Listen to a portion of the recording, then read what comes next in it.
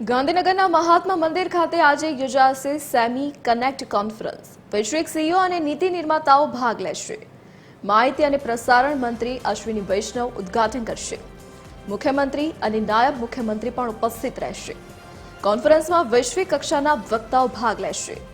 મહાત્મા મંદિર ખાતે ત્રીજી semi connect કોન્ફરન્સનું આયોજન કરવામાં આવ્યું છે।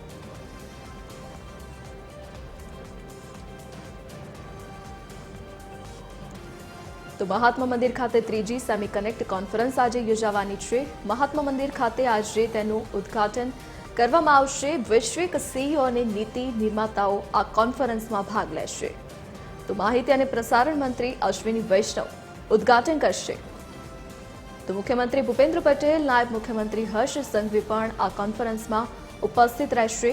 તો કોન્ફરન્સમાં વૈશ્વિક કક્ષાના વક્તાઓ પણ ભાગ લેશે।